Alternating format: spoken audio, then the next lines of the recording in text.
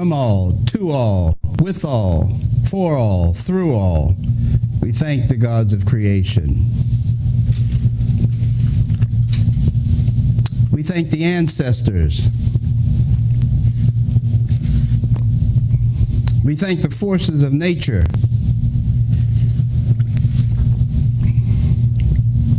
And we thank the earth. We thank them for their direction, their protection, their guidance, for keeping us, showing us, allowing us to know and enjoy life to its fullest, now and later. Black people who once loved with the slow march of time.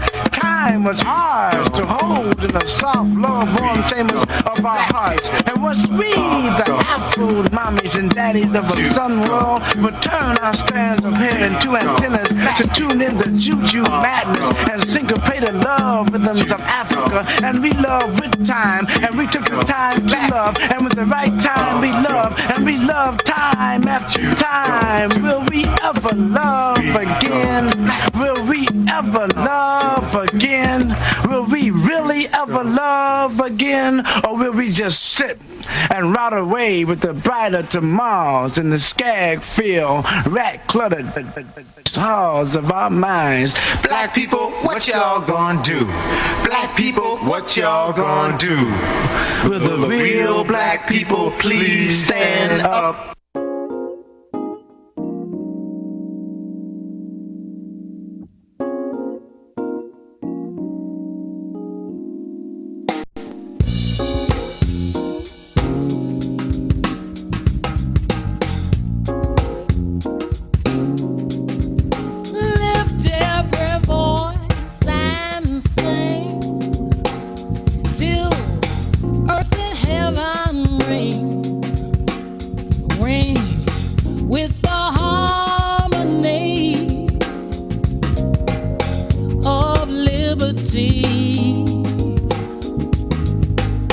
Let our rejoicing rise high as listening skies. Let it resound loud as the rolling sea.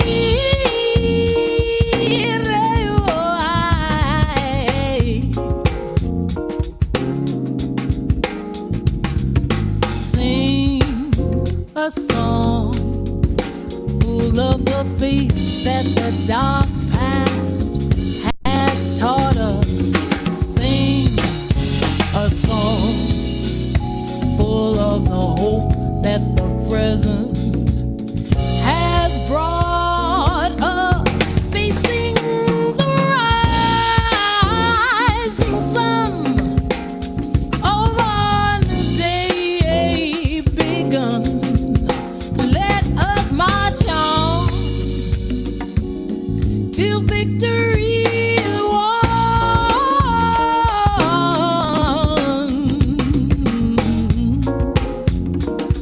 Listen to me now, yo, before Dr. Dre, there was Dr. James, welding cords around a copper frame. We sing songs not for the accolades, to lift voices like a helicopter blade. High in the listening skies, my eyes glisten and tears drop down like rain. Not from the pain, from the joy of how far we came. My brainstorms are designed to celebrate our reign.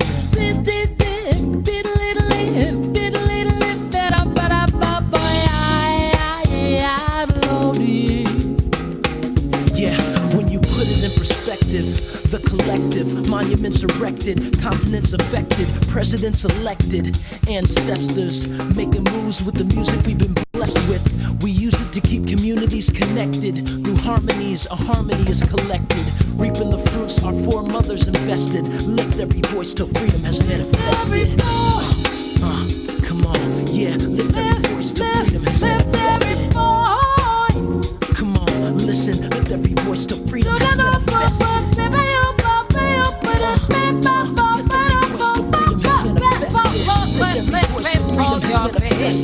Come on. Sing a song, Yeah, talk to full of the faith that the dark past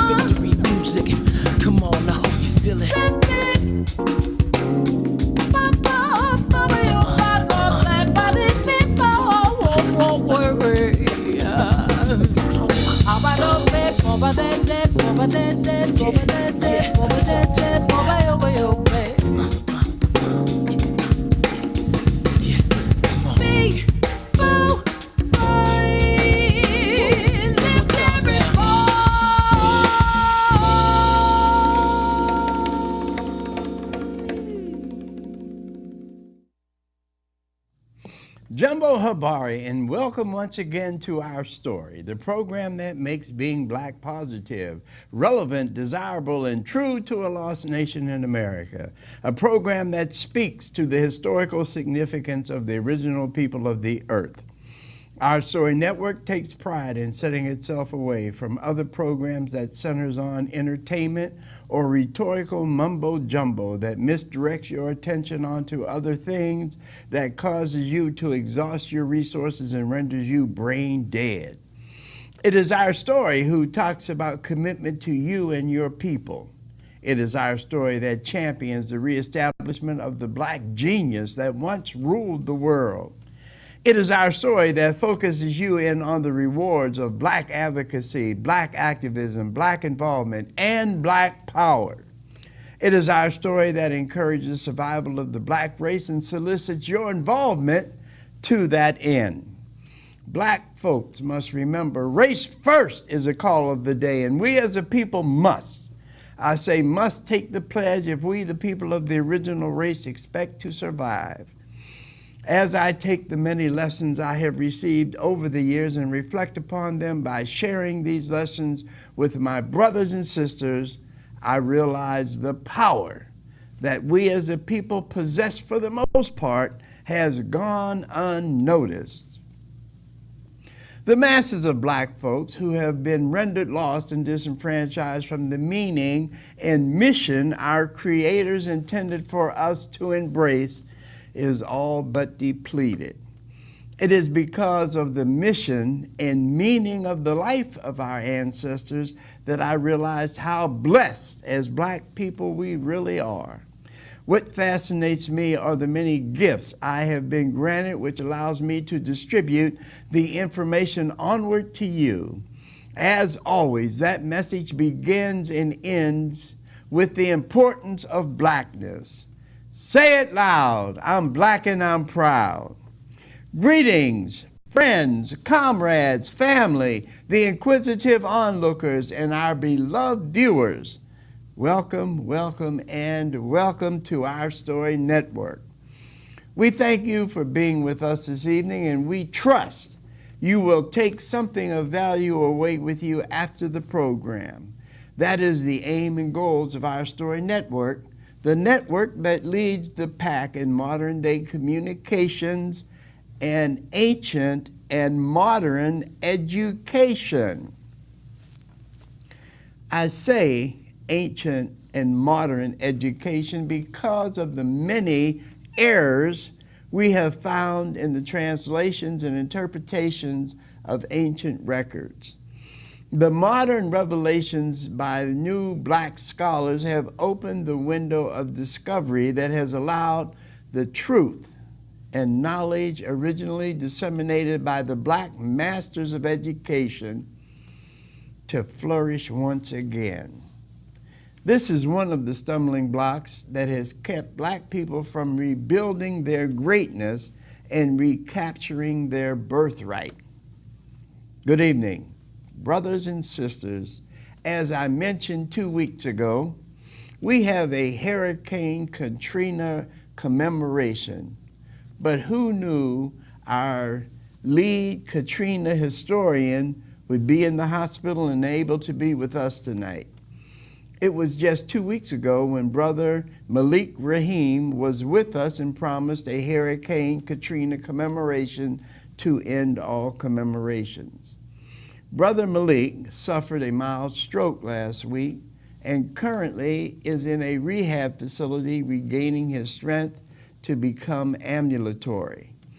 It is because of the strength of our freedom fighters that we are able to correct the negative influences white Americans have forced upon the black race, that we are able to compete and complete that promise. I was able to visit Malik earlier this week, and because of his undying love for his people, Brother Malik taped his thoughts on hurricane relief efforts and the need for black people to be prepared for any emergency at any time. The interview is well over an hour, so I have decided to split the interview into two parts to be aired this week as well as next week in order to be able for the audience to grab the total message Brother Malik has offered.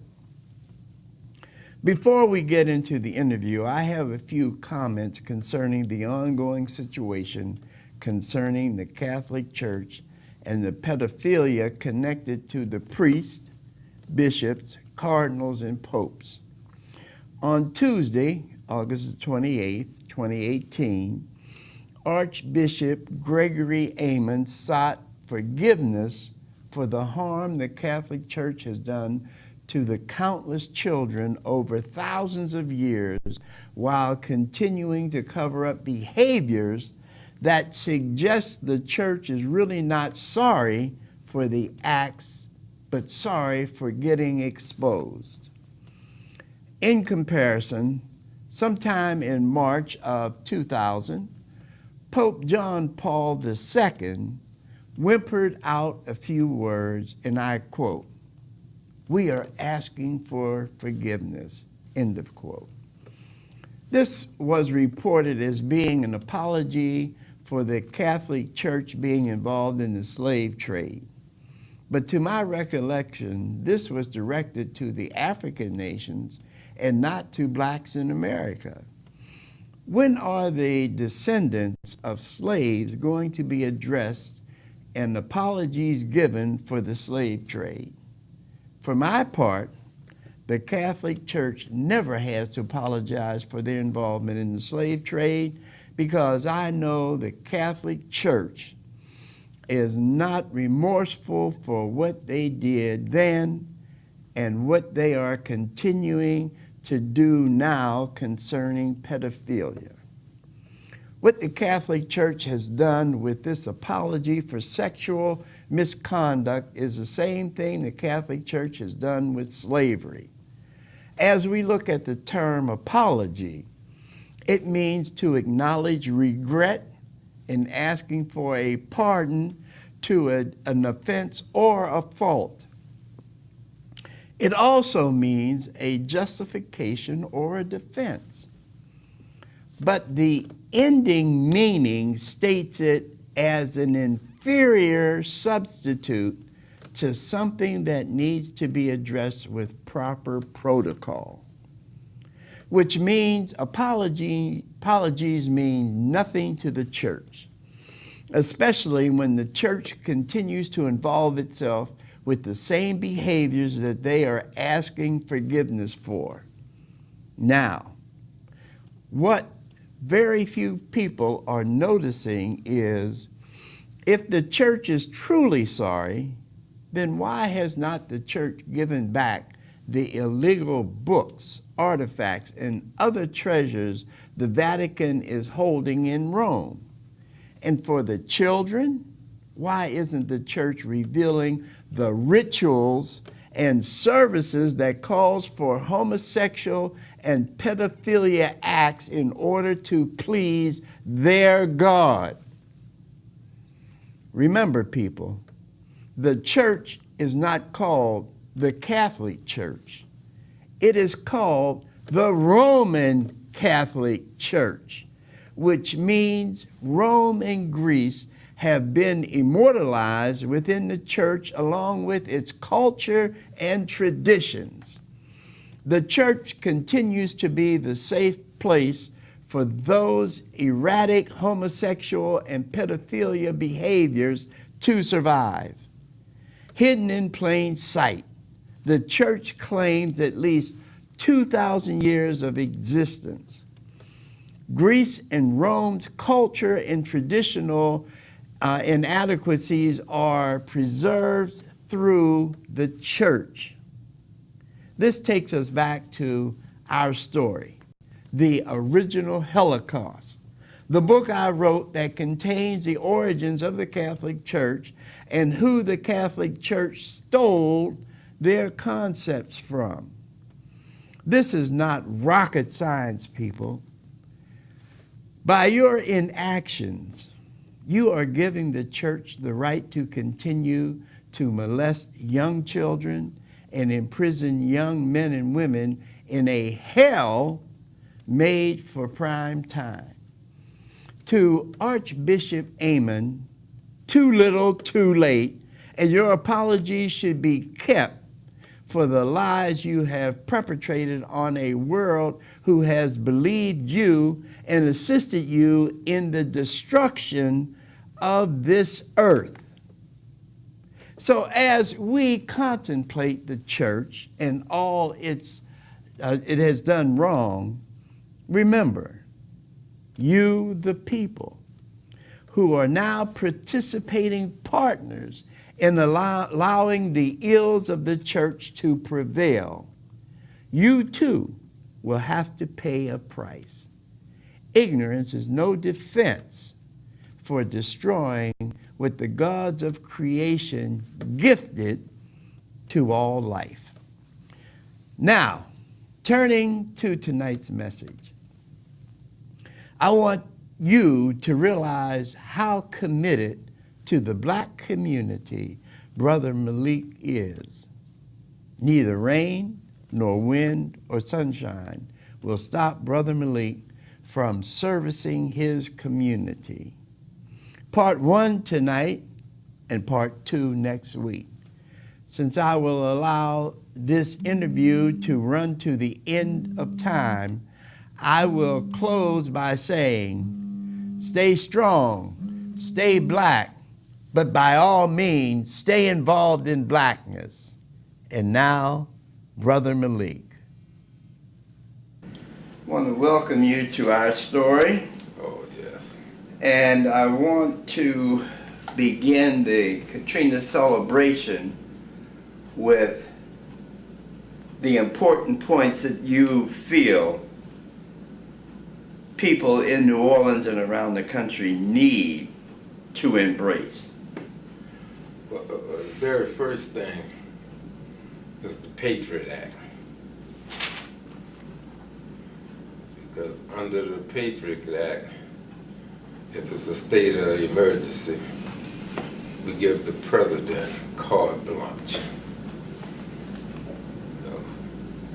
When Katrina hit, it was George Bush that was president.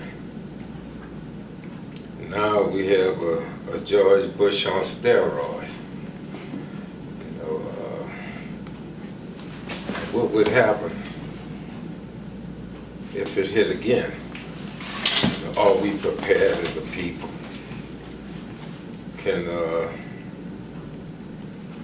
Yeah, you know, you got those that have wealth that'll run off like they did the last time. But as for those who don't have wealth, you know, those who have to be forced to depend upon the government, you know, will we be forced again to experience the nightmare of the Superdome and the convention center? Right now, they say that if you have no means of leaving, you could go to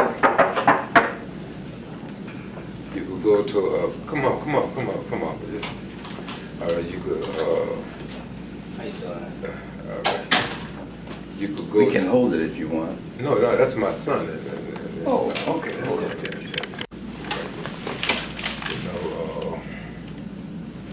They got these big hangars up in the air, you know, places, evacuations places. But they don't tell you where they're gonna send you. They tell you that, hey, you could take what you could carry in your lap and get and come there, come to one of the evacuation centers, and then they're gonna put you on the bus. The bus gonna bring you to the train station. Once you get to the train station, you don't know where you're going. You know, so is that an evacuation plan? know, I mean, you have to leave everything you own. Take just what you could carry in your lap to go to the train station without the knowledge of from there where you're going. You know, how you gonna tell your loved ones?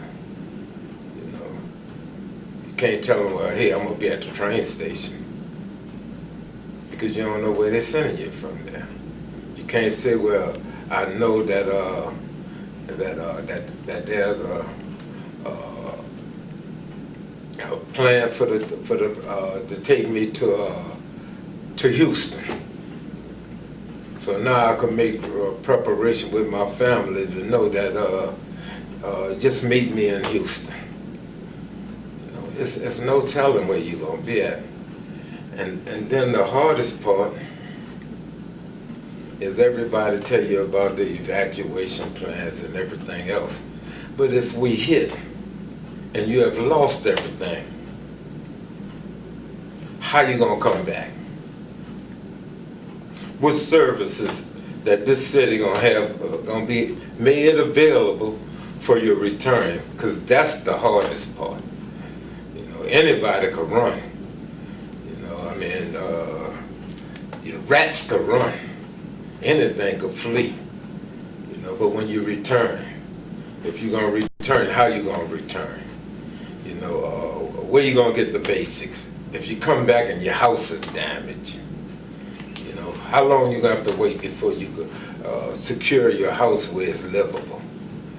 You know, if you have to be gone 3 weeks or a month, and you have spent your money staying in motels or staying with family members and things like this here, and then you coming back, even though you may was employed during pre-Katrina, now it's post-Katrina. Do you still have a job? And if you don't have a job, how you gonna make it? Let me ask you about this preparation plan. I know I hear a lot of the governmental agencies preaching preparation, preparation, preparation. But what does that actually mean when I hear no follow-up from the government concerning preparation, the plans, what it entails, where we should be focusing our energies on, and what we should be planning to do once we have the preparation in place? What do you say to those that preach preparation but make no means of educating the people or explaining what preparation can and should be? You know what that sounds like? A song that James Brown used to sing. We talking loud but ain't saying nothing. You know, I mean, that, how can you, listen, the Red Cross do a wonderful job as it relates to preparation for a family or for an individual. But what about a community? You know, right now we got to get beyond this. You know, I mean, I never seen a storm come here and just affect the Rahim family. And everybody else, and algae is spared. You know, when Katrina hit, look at the impact it had on the lower ninth ward.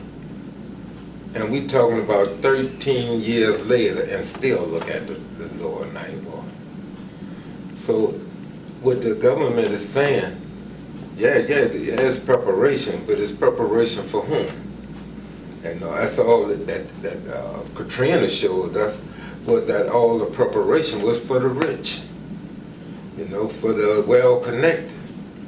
But the only preparation they gave to the poor is the convention center, the Superdome, without any means of surviving it. You know, so again, I don't see no preparation. That's why we as a people, we cannot depend upon this government.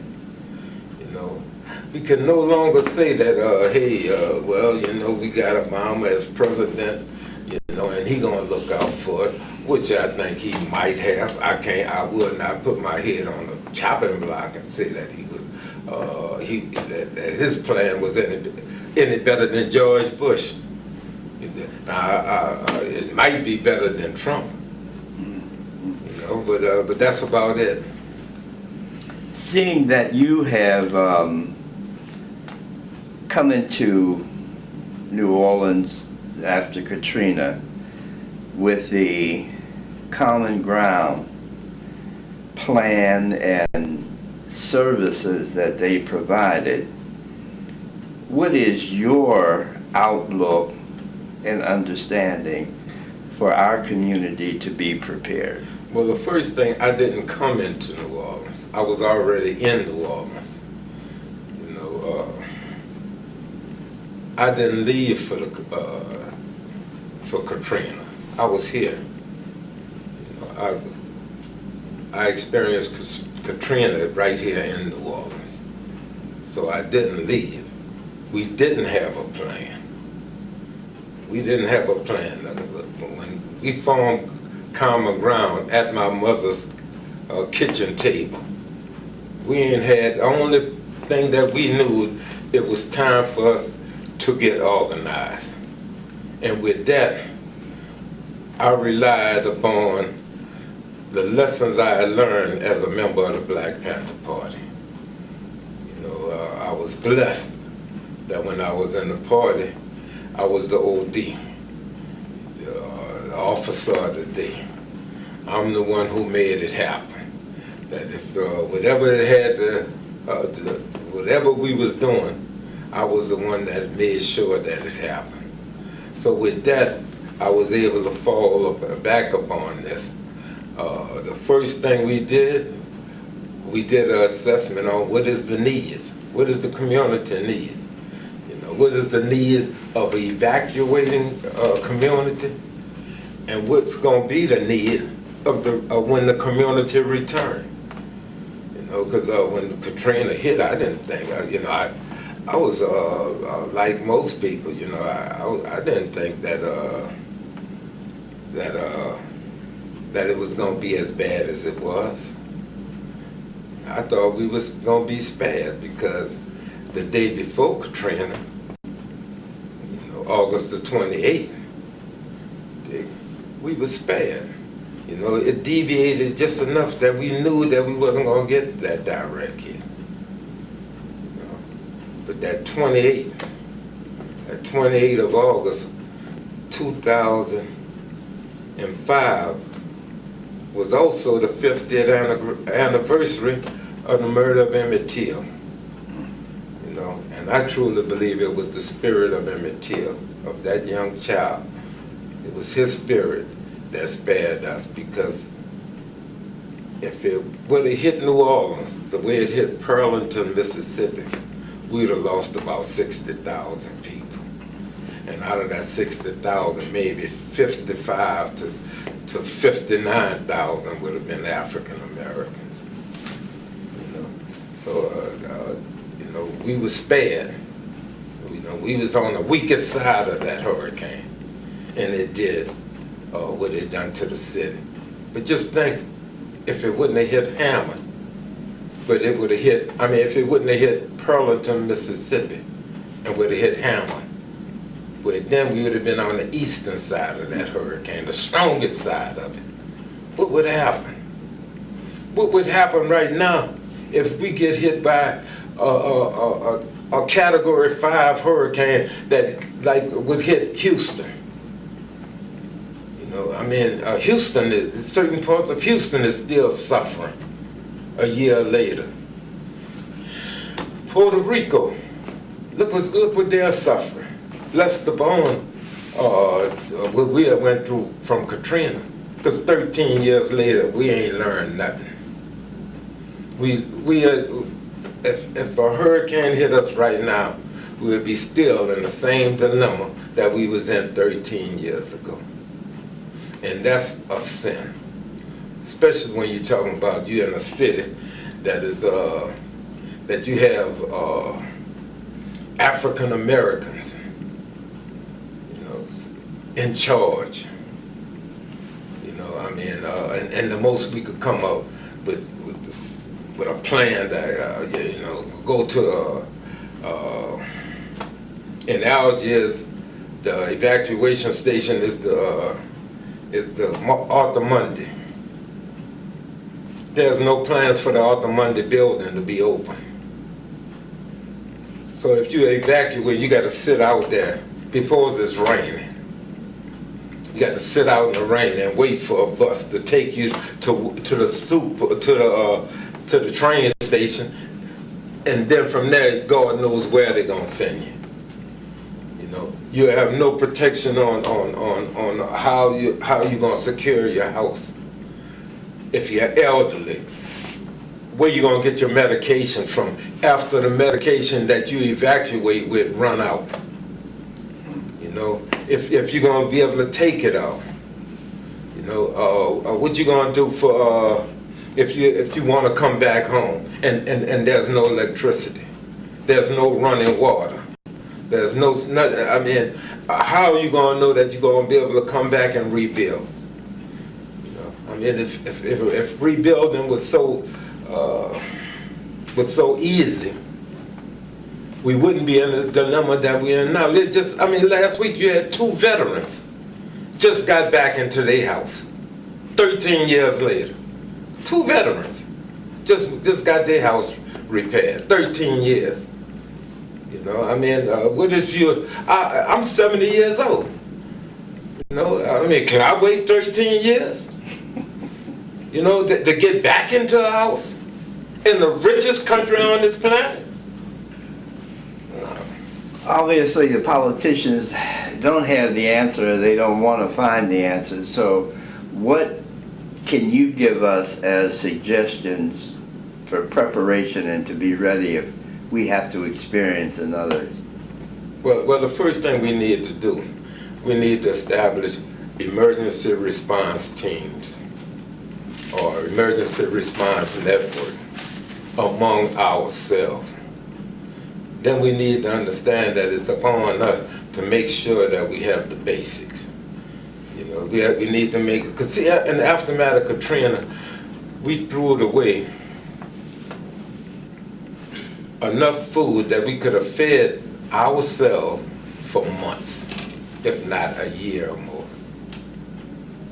That's spoiled in our refrigerators. And a testimony of that is look at how many refrigerators we had to throw away. You know, look at how many air conditioners because of the Freon that we had to throw away. It's certain things we could do. In Cuba, there's a disaster plan. And that disaster plan, when they know that a hurricane is coming, people could leave and take some of their possessions with them and move out of harm's way. So when they come back, they don't have to go through the dilemma that we have to go through. The rich, what they do, they hire movers. They to move everything out, you know, so they don't lose nothing. But the poor, the working poor, you know, I mean, how can they move everything out without being properly prepared? You know, how can we make sure that that there's refrigerated trailers that people could put their food in, because either you put it in or you lose it? And how can we break the most sinful act that I've seen in the aftermath of Katrina? And that's individuals that had 2 and 3 cars. But before they allow another family to use that 2nd or 3rd car, they left it. You know, they left it. They didn't say, well, hey man, listen, I'm gonna give you my car and you just follow me. You know, and you could load up your family in that car. No, we left it. And what happened after that? All the heavy metals, the lead that's in that car, everything soaked up into our ground. What did we do as for soil remediation? To make sure that the soil was clean when people returned. 1,600 people died in a night war.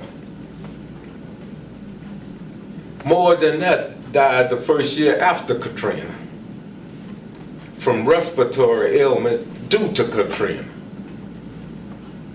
You know, how can we make sure that never happened again? How can we make sure that there's health facilities open with a plan? Right now I'm in this rehabilitation complex, but I'm right adjacent to Lindy Boggs. Everybody know what happened at Lindy Boggs. How some people, they just pick them and say, well, I ain't gonna do anything to help you, I'm just let you die. How can we make sure that don't happen again? Right now we're living with the experience of the Superdome and the Convention Center. You know, I mean, and now, 13 years later, what done happened? Did we find work for these families? These kids now growing up with the horrors of, we dealing with, was it any trauma counselors for them? I mean, do we have any plans to say that if it hit, a hurricane hit New Orleans, that these are the trauma counselors that's going to be made available? That these are the faith base that's going to be made available? You know, we don't have nothing. That's all we know is you leave, you know. But then when you come back, what you coming back to? You know, and that's what we need to be prepared for. We need to be prepared for that if a hurricane hit New Orleans, that we have made arrangement with other cities, and especially other cities that on this Gulf Coast that could be impacted by a hurricane. That if a hurricane hit us, we can go to Houston, we could go to Tampa, we could go to any place on the Gulf Coast that been spared, and that if it hit them, that they could come here. That's all we need to do is come together. I mean, listen. If I had anything to say to Mayor Cantrell, that is hold a conference, invite all these other cities and municipalities here, and let's really come up with a plan on how we will help each other. Because if not, then what we're going to experience again is what happened in Jefferson Parish. Gretna closed this border on us. They isolated us, they quarantined us, and nothing happened to Gretna. You know, I mean, you know, you didn't hear Jefferson, who was our congressman, who could have went over there and forced them to open their borders up, or either held them accountable for not opening their borders up to American citizens. So again, you know, we need to be prepared. We need to take this and analyze. Listen, I don't have all the answers, but I tell you what, I have more than what I have seen. You know, just a brief footnote. Gretna and Jefferson Parish came to the bridge, which is in Orleans Parish, and stopped the people trying to come over. It only came on the bridge and pushed it. It was under the bridge doing the same thing. You know, they didn't come saying, well, hey, as a fellow citizen of this great nation, that we're going to make sure that here's some of the things that you need, and here's some of the supplies that you could have. What they done is just said you can't come here. You know, and a lot of young African Americans, especially young men that went through that, you know, they're still carrying the scars of it.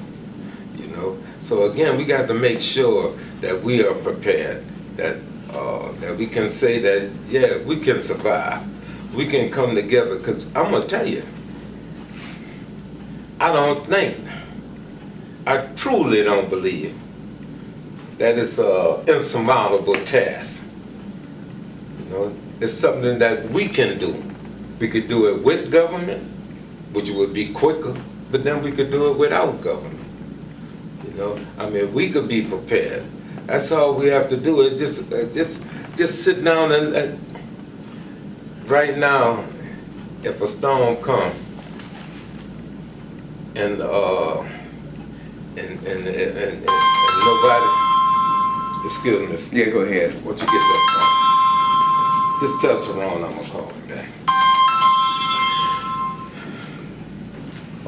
If a storm would pass and devastated this area, where you gonna get water from? Where you gonna get water from? So, that's the essence of life. Where you gonna get it from? Do you know how to purify water? Have you taught any, is you teaching the community how to purify water? How to take that rainwater and make it drinkable?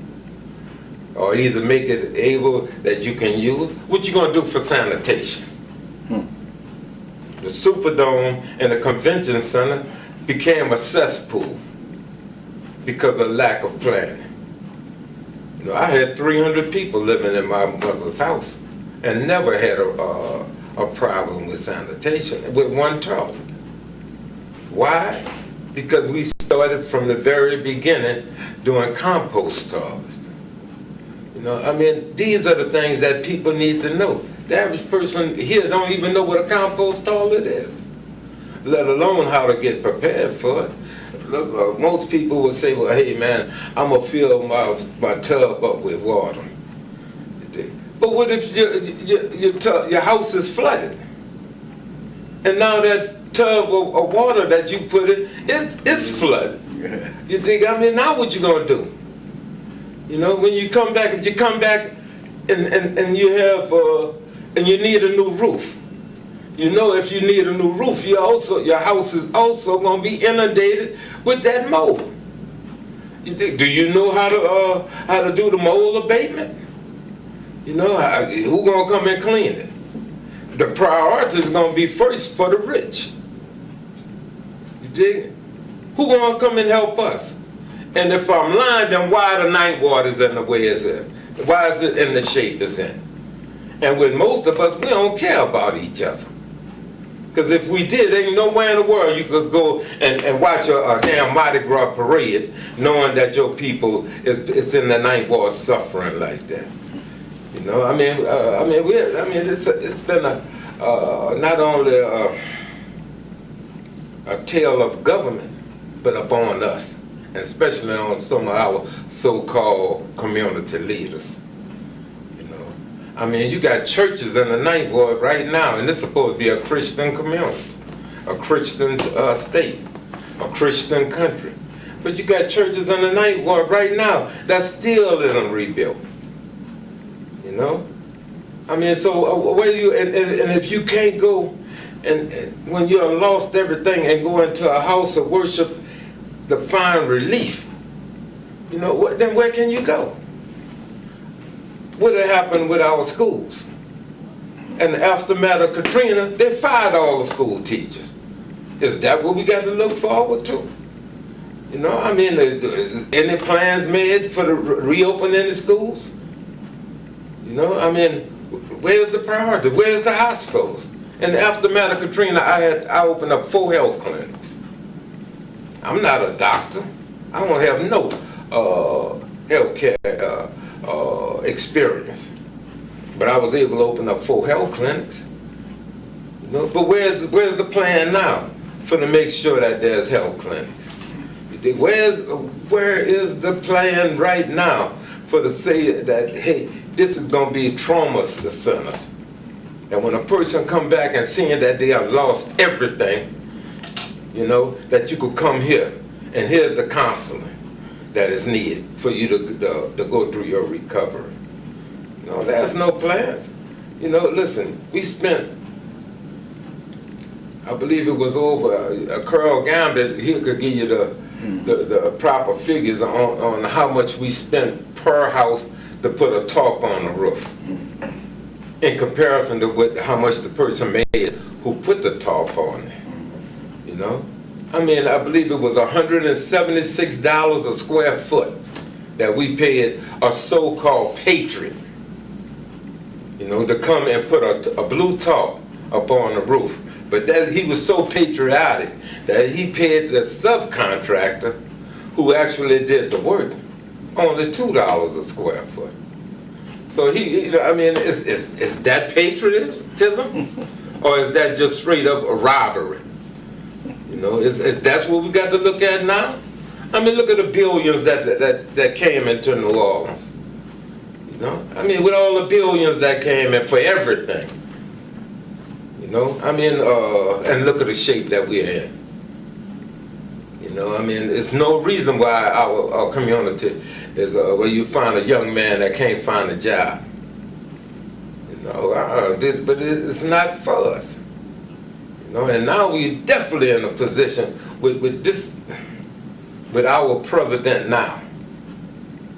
You know, if we don't get prepared, you know, because Katrina wasn't nothing but a warning. You know, if we don't get prepared, you know, then we are doomed. They say a foolish act is a person that a foolish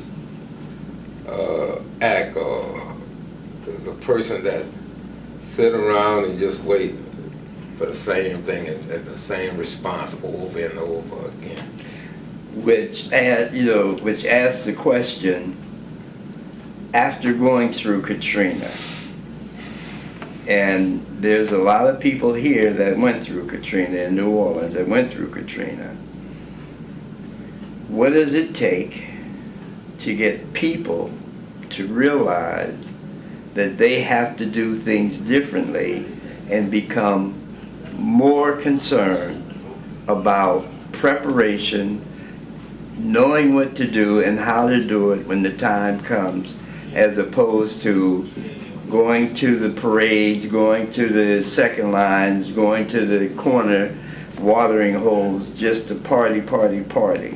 What is it going to take to get many of us out of that mentality where we do nothing for preparation and only concerned with self-gratification? It's going to take you, because you have a voice. You have the means of exposing, of ringing that bell. Your show, our story.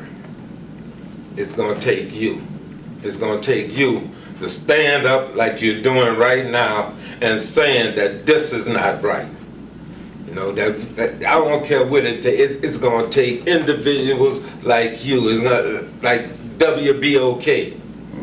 It's going to take that, because without it, we are lost. You know, because if we sit around and we look at these so-called leaders, ask any of them what is their plan for their community. Ask any of them if their community. Ask the Zulus. They could run around and put all this black paint and white lips on each other and run around the city. Ask them, is they prepared? What are they prepared to do? Ask some of these individuals that run for office. You know, what are you planning on doing? Ask them as they tell everybody to move to New Orleans East, an area of this city that's more prone to flooding than any place else. You know, what you gonna do for these people once they get there? You move them out to New Orleans East, and now what they gonna do? You know, if there's a hurricane, you know, how you gonna help them? You know, yeah, you could scatter them off, but see, New Orleans is a unique city. It's very few cities where you don't live in the city live in you. You know, you could run a person, because they thought show that they could, after Katrina, because we had politicians, racist politicians that said that this was God's sin. That God sent a hurricane to do what they couldn't do. And that displaced our poor. You know, that's no longer being tolerated. You know, so what they gonna do? Is they gonna imprison all of us? You know? I mean, right now, you got to remember, under a state of emergency, Donald Trump can enslave almost half of the male population in New Orleans because the 13th Amendment give him that right. You know, because with that exception clause, you know, it say, yeah, we're going to end slavery in all the states and territory of this nation, with the exception of those that have been duly convicted of a crime. They didn't say a felony or a misdemeanor. They say a crime. So what they did with us after slavery? The vagary law. You can't find a job, so we could pick you up now and convict you of vagrancy. And now we could work you to death. And don't say that it can't happen again, because it's happening every day. Every day you could go to Angola and see nothing but slaves. You could call them convicts. You could call them prisoners, but they slave. You dig? And and don't tell me you won't work them to death, because you're working them to death every day. You know, I mean, here in this city here, I mean, we have 7 universities, 3 black universities. Ask, where's they playing? It's just the 3 black ones, not the white ones, just the 3 black ones. Ask them what is they playing in case of an emergency. Did each one of them say, well, hey, I'm gonna take Algiers, or well, one gonna take uptown, or one gonna take downtown, and we're gonna work with them, and we're gonna make sure that there's some kind of emergency response plan. Only plan I've ever heard of from the universities, Dillard, Xavier, and Southern, are plans to evacuate their students and faculty out of here. But is that a plan? Not for the people of New Orleans, no. So it ain't no plan. You know, and then and if they have to return, and each one of these universities is damaged or destroyed, then what is the plan? You know, I've worked with you for a good while, and I have noticed that you have not received any real recognition from the city or the politicians in here. I have always assumed that the reason you have not received recognition is because you shamed the politicians so badly when you put together a plan in the city and started working the plan with the people and became so successful at that, when the people that had the resources weren't able to do it. Do you get many of them calling you for counsel or any advice as to what they could or should be doing? In the aftermath of Katrina, when we found the common ground, and you got to remember, please remember that common ground was founded by members of the Black Panther Party. Even the name of the common ground came from Robert King Wilkerson, Who was in Angola at the time. No, he was out. Oh, he was out. He was out. Herman Wallace was in Angola, and Albert Woodfox. But from solitary confinement cells, they did more than any of the politicians that was in this city. They did more than Ray Nagin. They did more than any other politician at that time. No, I never had one that even come in and ask me anything. I never received no recognition. When everybody else was receiving the little $2,000 that they was giving people, I never received $1.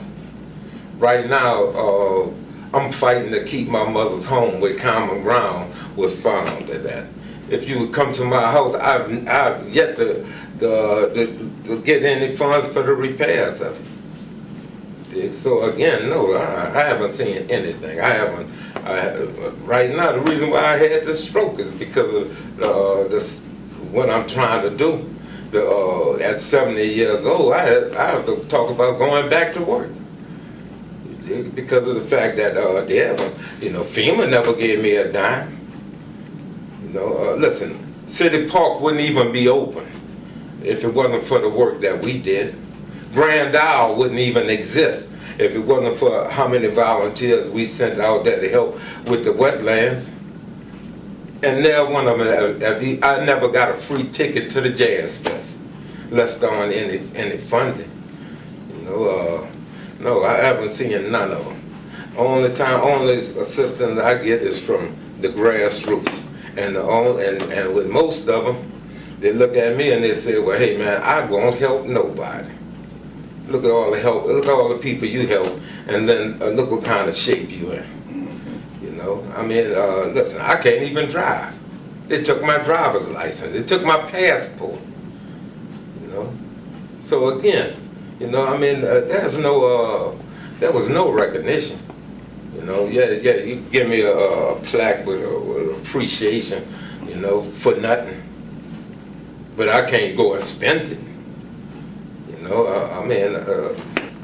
Every year around this time, I go through this. But as I'm getting older, now my health failed me, because of it. But the good part about it is now you got some young people that's coming up and they're asking me, because one thing about it, the truth gonna be told.